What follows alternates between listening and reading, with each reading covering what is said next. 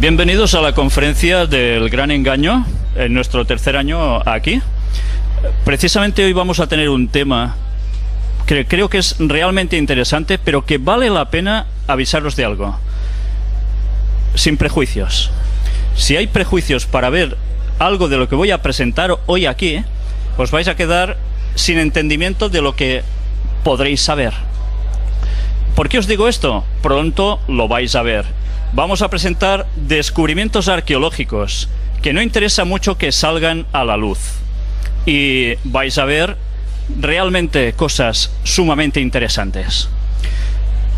Lo que nos quieren ocultar. Hallazgos de gigantes en la Tierra. ¿Qué veis aquí? Esto es un texto bíblico escrito hace muchísimos años, en el cual hablaba de que había gigantes en la Tierra. ¿Es esto verdad o es un mito que alguien se inventó y lo escribió en la Biblia? Vamos a verlo. Extraído de este libro de Jonathan Gray, encontramos precisamente esto, haciendo referencia a otro escrito anterior, donde aparece precisamente un gigante, como habéis visto en pantalla, de unas medidas tremendas, de más de 3,5 metros de altura, y que estuvo dando vueltas como una feria para ser mostrado, y después, como era de esperar, terminó desapareciendo. Ya veis, no era nada pequeño, 3,70 su altura. Pero esto no es todo. Vayamos al Museo de Fósiles Monte Blanco, en Texas, y mirad qué aparece también aquí. Restos humanos de un hombre de 4 metros, 57 centímetros de altura. Todos estos restos están aún conservados y se pueden ir a visitar. Huella de pisada humana fosilizada en roca de granito. Y esto está en una reserva forestal de Cleveland, en Estados Unidos. Fue descubierta en febrero de 2002.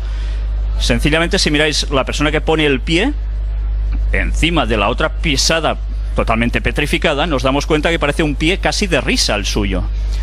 La medida es de casi 60 centímetros, equivalente al pie de un hombre de una altura de unos 4 metros. Y aquí tenéis una huella de zapato en terreno de pizarra, en Antelope Springs, en Utah. La ciencia oficial dice que tendría más de 500 millones de años, pero hay un problema, porque hace, según la teoría de la evolución, 500 millones de años, no había humanos en la Tierra. ¿Cómo puede ser esto? Pisadas humanas y de dinosaurio petrificadas halladas en Laetoli, Tanzania. Si nos decían que los dinosaurios y los seres humanos no habían convivido, ¿cómo puede ser que se encuentren pisadas totalmente petrificadas de los dos juntos? Y no es la única. Huellas humanas y de dinosaurios halladas en el lecho petrificado del río Paxuli a su paso por Glen Ross, en Texas. Y ahora nos vamos a este otro museo de evidencias de la creación. Suena extraño, ¿evidencias de la creación? Pero si siempre están enseñando evolución como algo totalmente cierto. Mirad qué hay en este museo, aún más sorprendente y más claro. Pisada de hombre y de dinosaurio encontrada en Texas.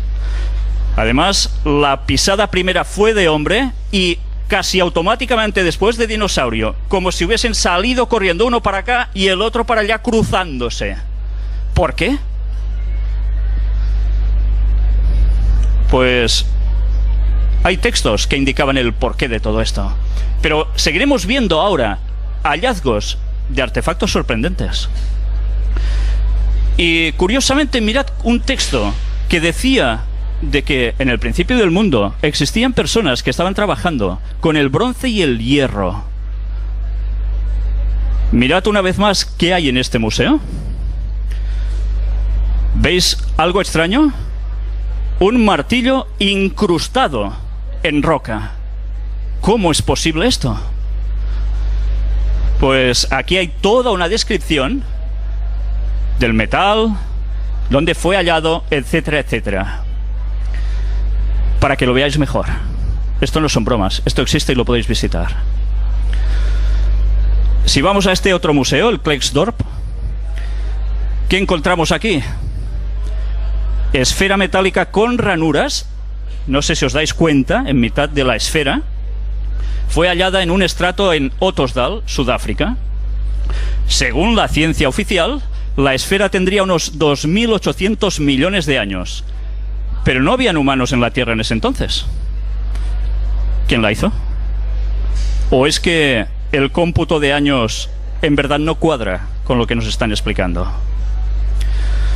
Aquí tenéis más detalles, porque además están vacías por dentro. Y ahora vamos a centrar el tema básicamente en este señor, el arqueólogo aficionado Ron Wyatt. Un señor que murió en el año 1999. Nosotros tuvimos la oportunidad de entrevistar a su familia. Fue un momento impresionante. Y vais a ver qué es lo que Ron Wyatt tenía en sus manos. Primero de todo, él también halló huesos de seres humanos gigantes. Mirad precisamente este hueso, de qué parte está extraída del pulgar derecho. Más detalles. Pequeños no eran, ¿eh? El Arca de Noé. ¿Sabéis que se ha hecho una película recientemente sobre el Arca de Noé? Diciendo auténticas barbaridades fuera de lugar. Es Hollywood, ya se sabe. Pues este señor encontró el Arca de Noé en el monte Ararat. ¿Es broma? La Biblia hacía referencia que en el monte Ararat, en Turquía, es donde el arca, después del gran diluvio universal, se aposentó. ¿Es un mito, sencillamente? Pues ahora veréis si esto es un mito.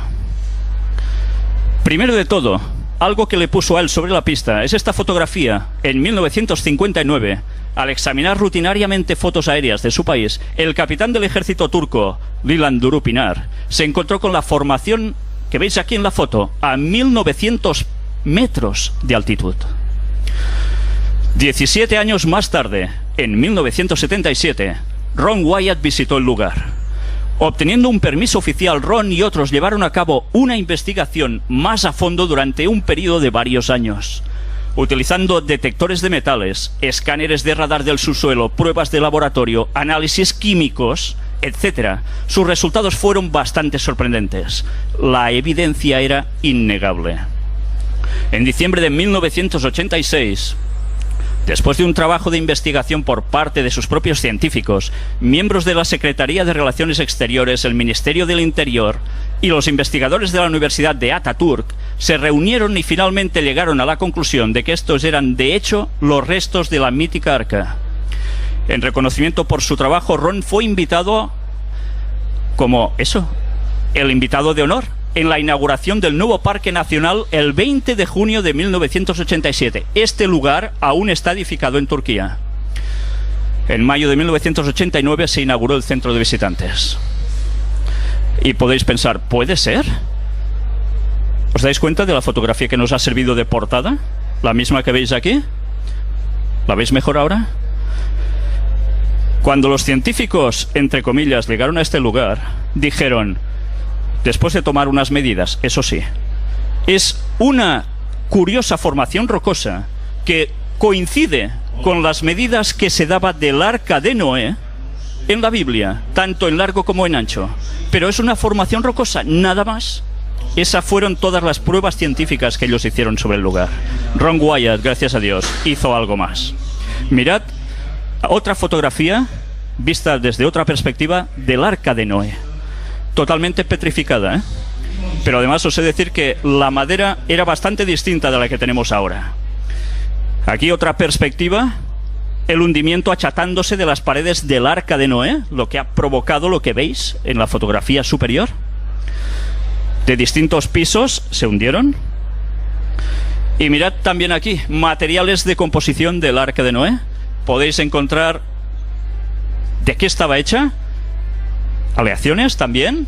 Aleaciones, estoy hablando de aleaciones, cuando teóricamente el ser humano en esas épocas dicen que iba con un taparrabos, más o menos.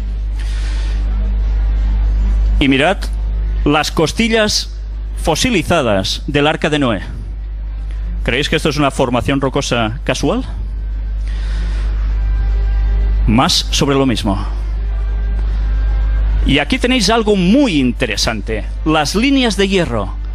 Todas estas cintas de colores fueron establecidas a lo largo de las lecturas del detector de metales que Ron Wyatt llevó allí y muestran un patrón regular de hierro. Una confirmación más de que el sitio contiene los restos de una enorme estructura hecha por el hombre, no por la naturaleza casual.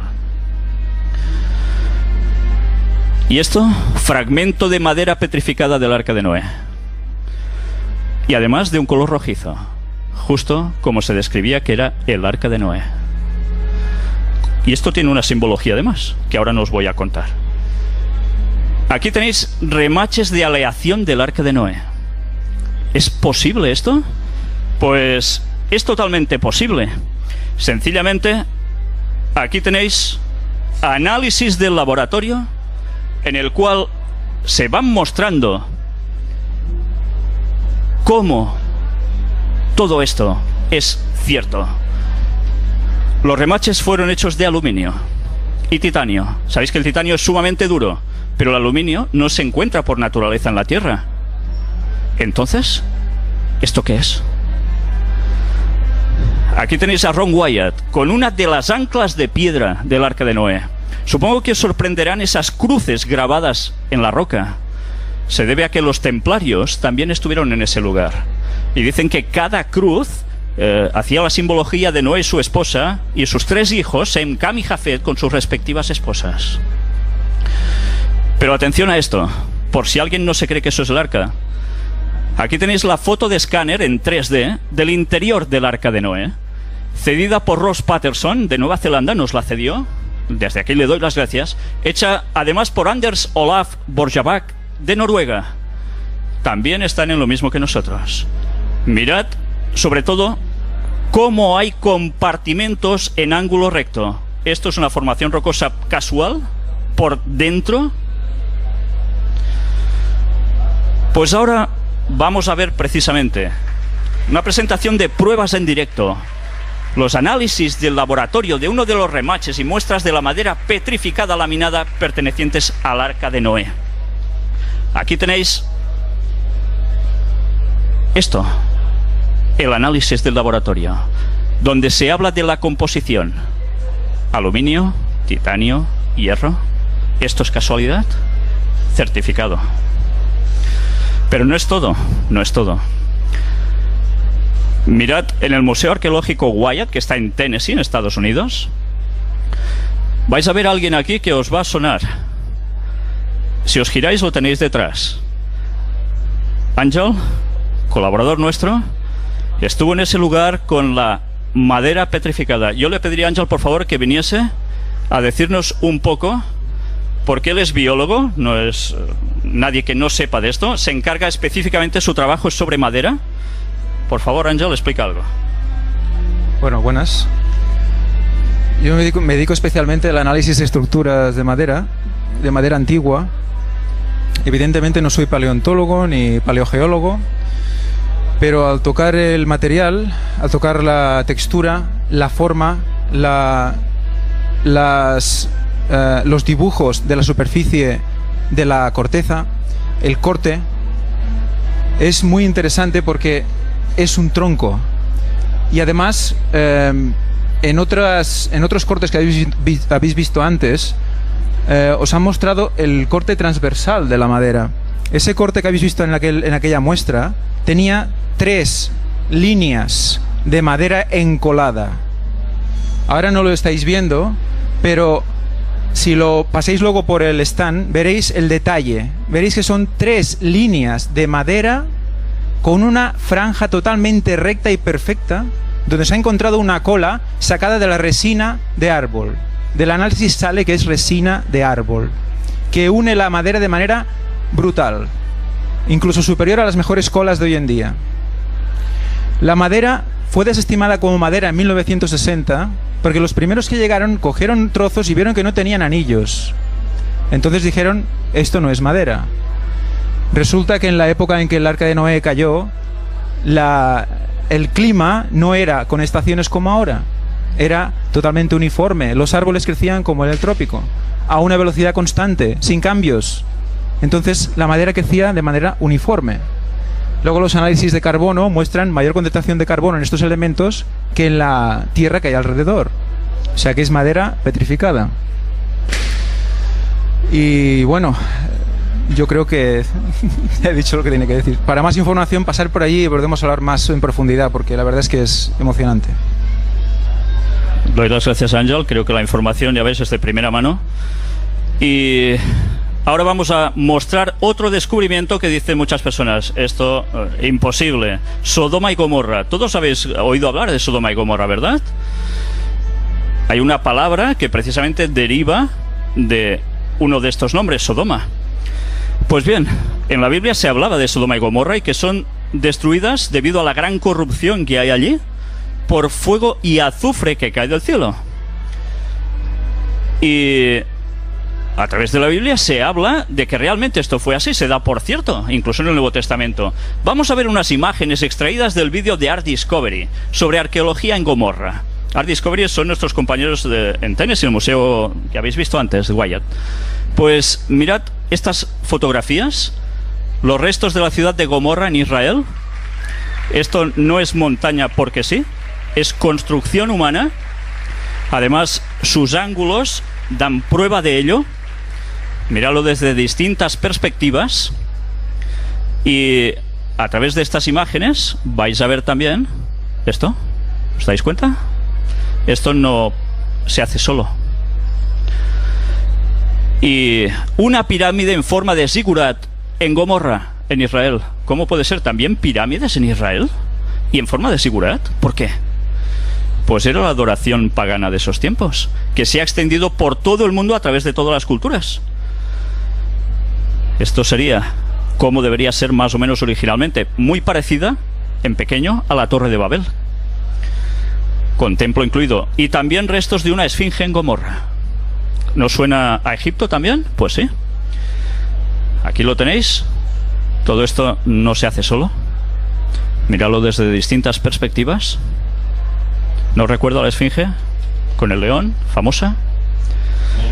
Pues bien, ahora aquí veis gotas de la lluvia de azufre caída precisamente sobre Sodoma y Gomorra. ¿Es verdad lo que decía el texto bíblico? Pues os vais a sorprender más. Mirad estas otras imágenes.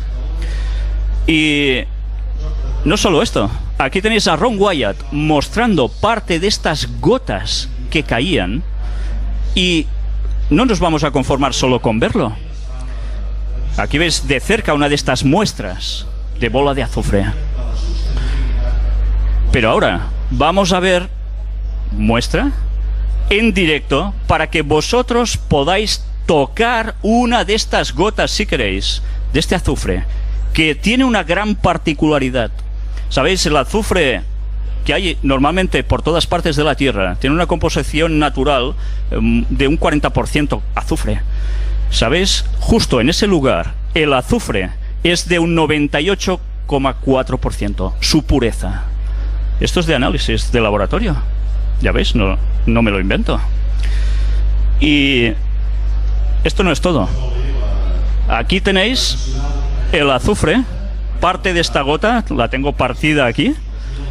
Os dejaré si queréis tocarla. Os advierto que cuando la toquéis os deberéis lavar bastantes veces, porque la potencia que desprende es brutal. Y su olor también, ¿eh? Luego, si queréis, podéis pasar por el stand y allí lo podréis tener en vuestras manos. Y mirad también aquí cómo se ha extraído. Esta es una de las tantas gotas sobre Sodoma, Gomorra y las ciudades de la llanura en ese lugar. Extraída y puesta aquí para que todos vosotros la podáis ver. Es una cesión directa del Museo Wyatt para que la podáis comprobar por vosotros mismos.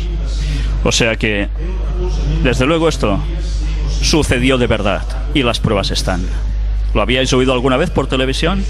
¿Que no? Pero ahora vamos a ver más hallazgos que hizo Ron Wyatt en el Mar Rojo. ¿Sabéis?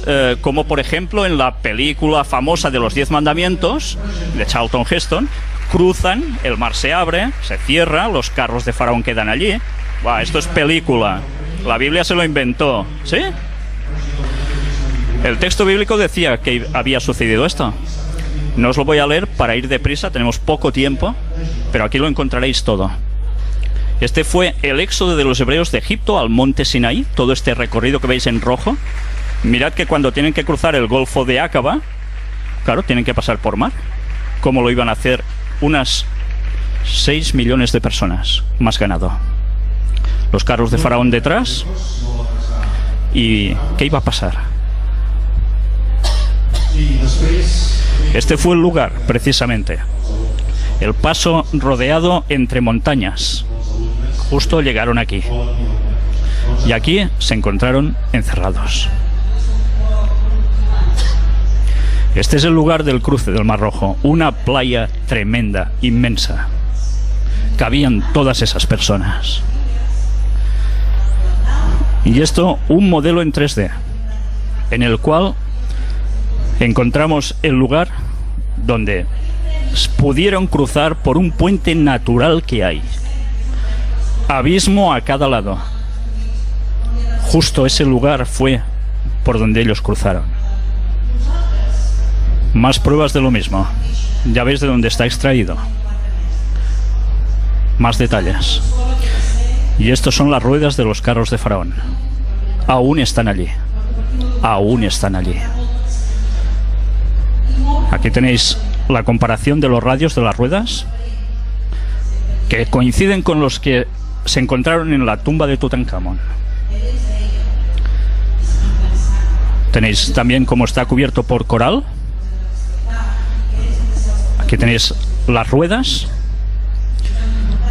¿Habíais visto esto alguna vez? No saldrá por televisión seguramente, muy difícil. Ron Wyatt lo encontró. Él estuvo entrevistado en algún lugar, en algunas televisiones. Mirad cómo coincide también con las formas de los carros de Faraón de Tutmosis IV. ¿Y qué más encontró allí debajo? Huesos humanos en el lugar del cruce del Mar Rojo, justo allí. Y por si fuera poco, pezuñas de caballo, los que llevaban los carros.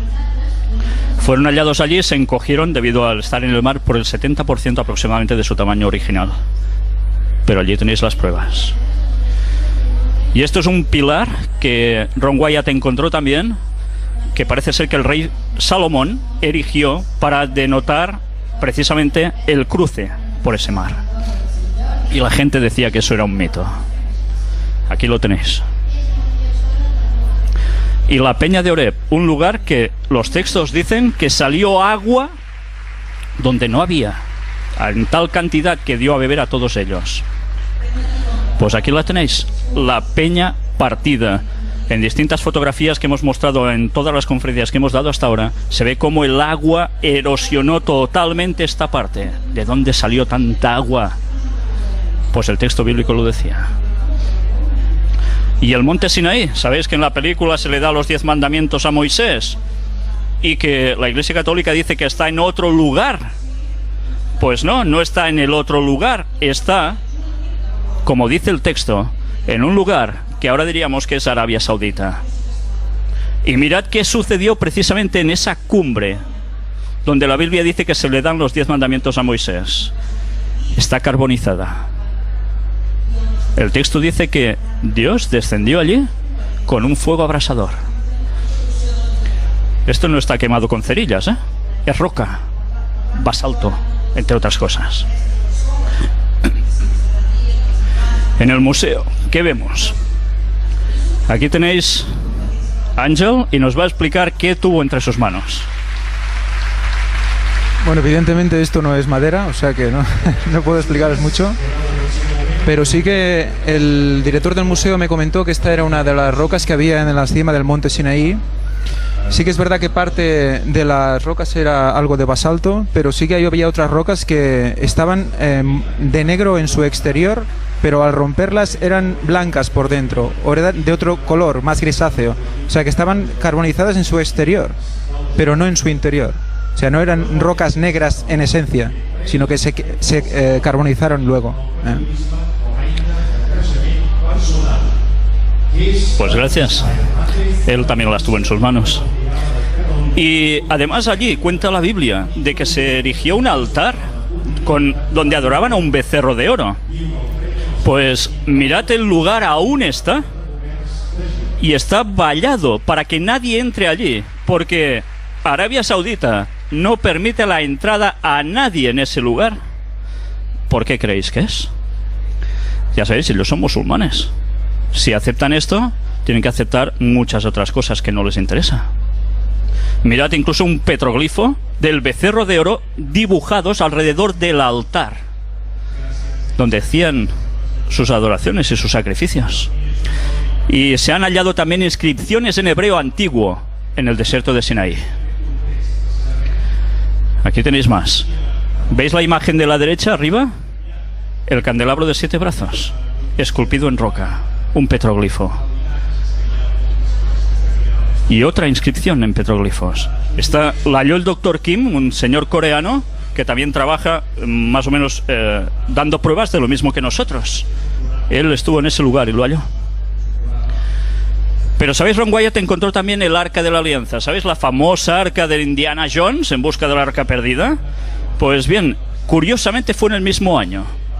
Y curiosamente fue en otro lugar totalmente distinto de donde Hollywood nos lo pintó.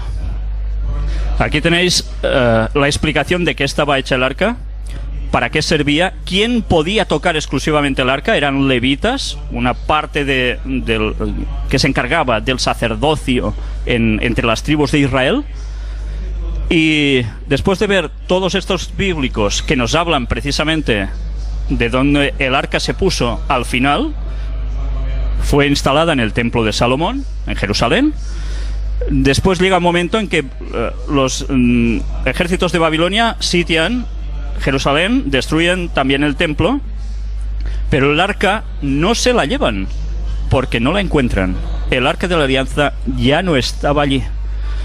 Precisamente los textos bíblicos nos hacen referencia a que alguien se la llevó y la escondió.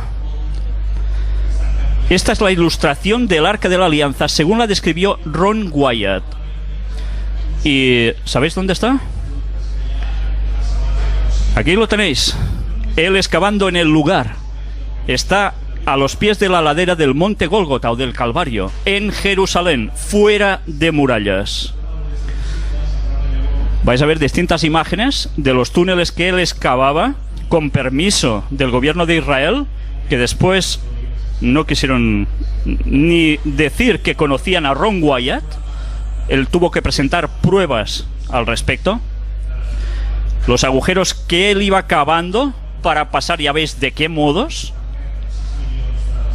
Y él se regía por los textos bíblicos para hallar dónde estaba el Arca de la Alianza, entre otras cosas que encontraréis en las conferencias.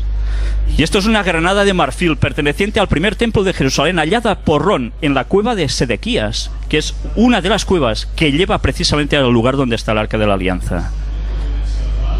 Mirad una de las pruebas que él tuvo que mostrar, porque decían que no lo conocían de nada, que no le habían dado ni permisos a él de nada. Dan Bajat es el exdirector de Antigüedades de Jerusalén. Aquí tenéis a Ron Wyatt en el momento en que le estaba dando cosas, artefactos que él encontró precisamente en ese lugar. ¿Y qué más encontró Ron Wyatt allí? Bien, he de deciros algo antes de entrar en este detalle. Ron Wyatt no sacó el arca a la luz, no pudo extraerla. Alguien le dijo que no podía ser. Pero el arca saldrá dentro relativamente de poco tiempo a la luz. Todos estos datos los encontraréis cuando entréis en nuestro blog oficial del Gran Engaño, porque allí está explicado todo con muchos detalles. Y entenderéis por qué el gobierno de Israel está escondiendo este hecho, entre otros. Aquí tenéis el monte Gólgota, o llamado también de la calavera. Mirad estas cavidades. ¿Entendéis por qué se llama de la calavera? Para la tradición católica, el monte de la calavera, donde fue crucificado Jesús, está en otro lugar. No era el lugar correcto, para variar, como tantas cosas. Este es el auténtico lugar del monte Calavera. ¿Y qué hay allí precisamente? Aquí lo tenéis a él, junto a uno de sus hijos, cavando en ese lugar de la crucifixión de Cristo. ¿Y sabéis qué encontró allí? Esto que veis es la piedra que cubría el agujero cuadrado, que es excavado en la roca, de 60 centímetros de profundidad. Había 3 agujeros. ¿Recordáis que el texto bíblico dice que la crucifixión Jesús estuvo en medio y 2 ladrones a su lado? Pues los agujeros fueron hallados. Y esta roca es la que cubría como tapa ese lugar. ¿Sabéis? Cuando al crucificado se lo iba a poner en pie, a erigir la cruz, era arrastrada hasta que caía de repente en estos 60 centímetros. Imaginaos eso estando perforado. Qué impacto, ¿eh? Pues aquí tenéis a Ron cuando sostiene la tapa de piedra de ese agujero. Es el mismo que veis allí. Y esto es una reconstrucción del verdadero lugar de la ubicación de la escena de la crucifixión de Cristo. Mirad qué hay debajo. ¿No veis nada? El Arca de la Alianza está ubicada justo debajo, a 6 metros de profundidad de donde estuvo la cruz de Jesús. Y algo cayó allí encima. La sangre de Jesús. ¿Sabéis que la Biblia narra de que hay un terremoto justo en el momento de la crucifixión? Se abren las rocas y su sangre, ¿recordáis que el relato dice que un soldado romano lo atraviesa con su lanza el costado? Y de su costado brota agua y sangre, pero brota en fuerza, con toda su fuerza. Pues eso se asentó en ese agujero. Y cuando hubo el terremoto, bajó el agua con la sangre. Y precisamente es lo que cayó justo encima del propiciatorio, que es la tapa donde el texto bíblico dice que se aparecía la presencia de Dios. Pues mirad algo interesante. Aquí tenéis a Marinelle. Marinelle es la viuda de Ron Wyatt. Ahora creo que se ha vuelto a casar hace unos años. Y ella dijo que los restos de sangre están bien custodiados porque Ron Wyatt extrajo parte de esa sangre. Y fueron analizados, en un laboratorio. Aún hoy en día están bien custodiados. Y además, ella misma dice que en un próximo tiempo se van a mostrar a la luz pública, con el análisis y todo. Todos los hallazgos de Ron Wyatt se han podido comprobar como ciertos, menos la ciencia oficial, que no quiere hablar de ellos o lanza toda la tierra que puede sobre él. Pues ahora vamos a ver un vídeo de 4 minutos solo, con las declaraciones de Ron Wyatt. Está en inglés pero subtitulado al español, para que os deis cuenta el testimonio que él da sobre el análisis que se hizo de los restos de la sangre de Jesús. Creo que os vais a quedar realmente sorprendidos. Vamos a entrar a este vídeo.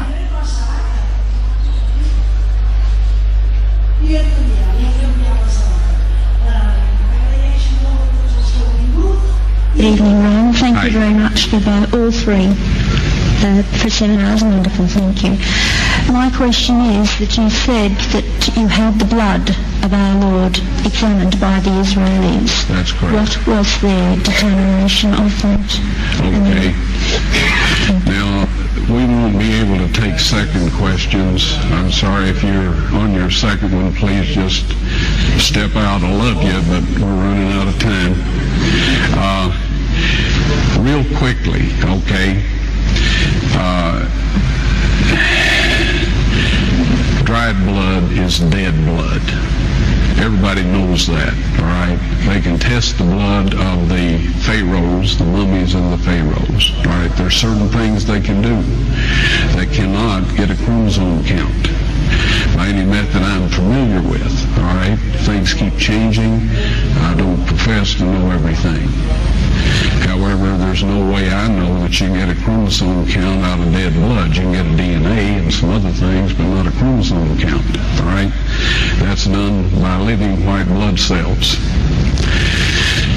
Now then, first of all, in this analysis, I took the blood into a laboratory in Israel.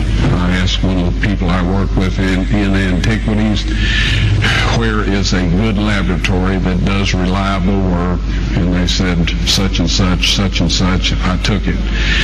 I just said, please examine this blood and tell me what you can tell me about it. All right? They said, well, look, we're going to reconstitute it.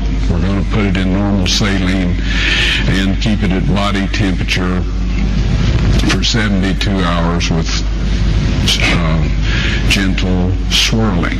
All right, that's their business. That's great. I said, now I want to be there when you check it out. They said, fine.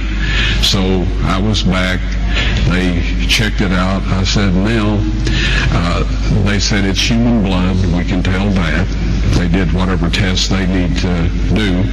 And then I said, take some of the white blood cells and put them in a growth medium. And keep them at body temperature for 48 hours. And they said, well, that'll do no good because it's dead blood. I said, would you please do that for me? And they said, okay, we'll do it. So anyway, I said, I want to be there when you take it out and examine it. So I was back there. They took it out, examined it under a microscope, and the one technician called the other one over there, and then they called the boss over there, and they were talking Hebrew a mile a minute there for a little bit, and they looked at me and they said, Mr. Wyatt, this human blood only has 24 chromosomes in it. Everybody else has 46. You see, 23 from your mother, 23 from your father, 22 autosomes from your mother, 22 autosomes from your father. You get an X from your mother, you may get an X or a Y from your father, all right? This blood had 23 chromosomes from the mother's side, one Y chromosome only. You see, the child could not have developed if they hadn't had the autosomes from the mother. So all of his physical characteristics were determined by his mother's side of the family, her autosomes. His maleness was determined by this one Y that came from a source, not a human male. Then they said, this blood is alive. And then they said, whose blood is this?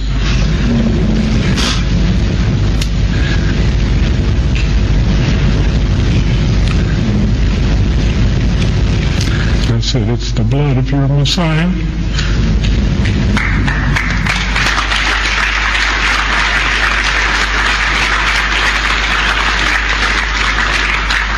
And I assure you, those men's lives have changed.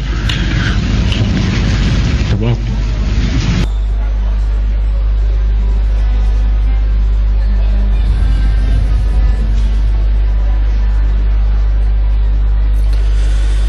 Bien, este testimonio suyo personal viene dado por algo muy especial.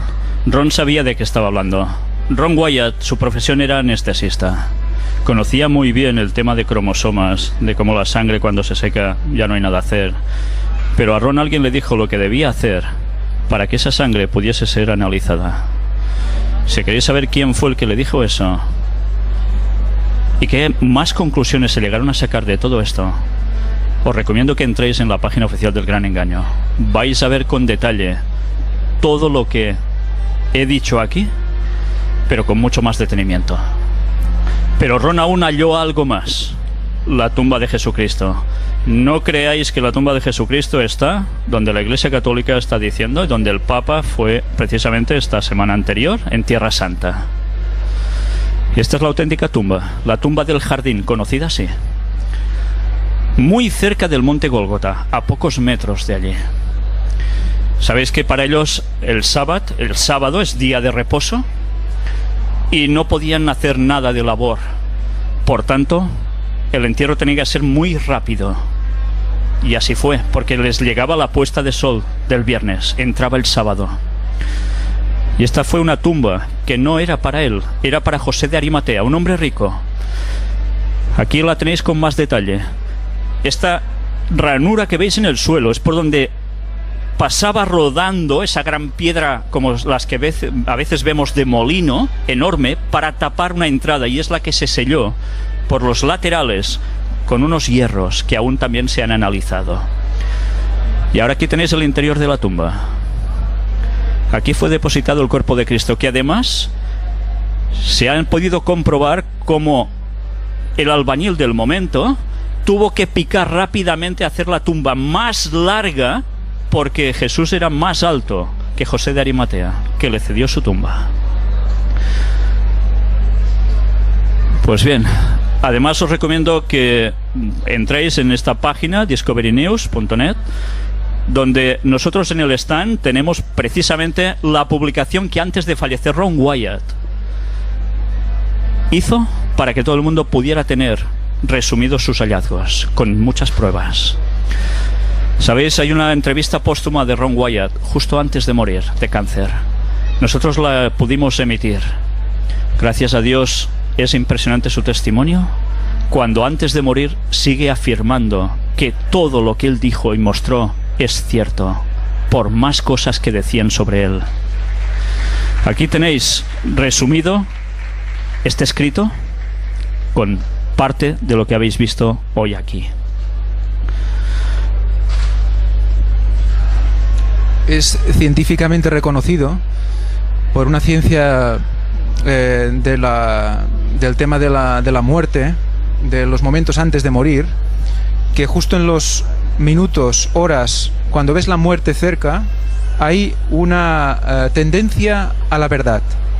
No se miente. No hay manera de que la persona que está muriendo mienta. Y eso está reconocido por una ciencia que ahora no recuerdo cómo se llama, creo que es algo de la agonía, que estudia esos momentos previos a la muerte.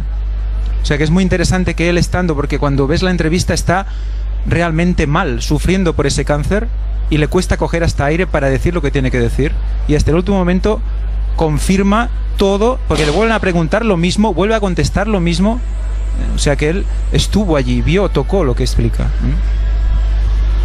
Pues eso sí, la verdad es que cuando oís esa entrevista os pone los pelos de punta, porque todo esto que habéis visto es verdad.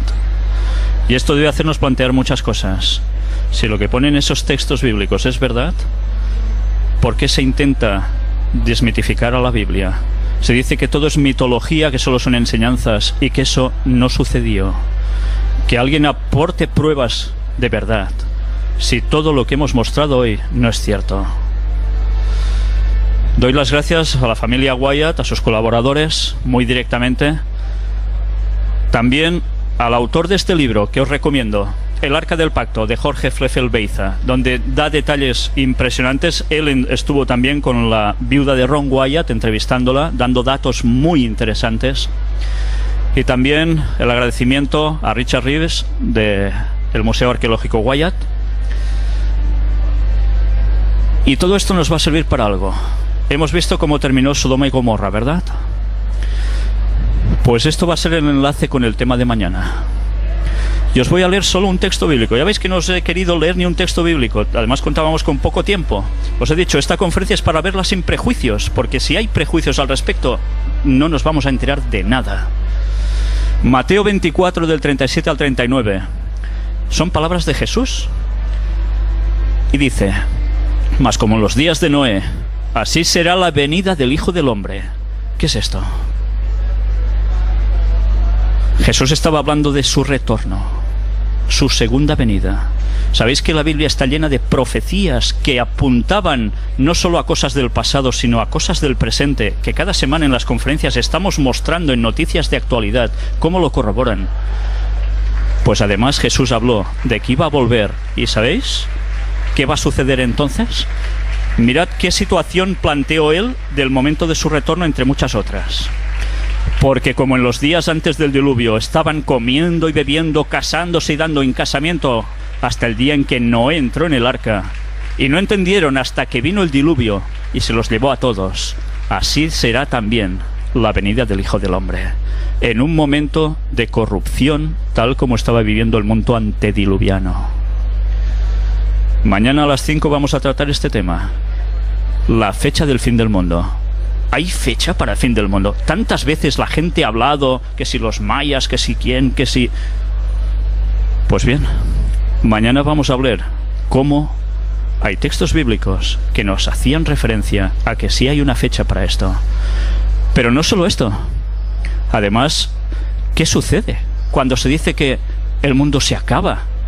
Mañana vais a ver qué cuentan esos textos y otros de qué va a acontecer en esos momentos. Solo os digo una cosa: falta pocos años para que veáis esto. Mañana a las 5 continuaremos. Muchas gracias.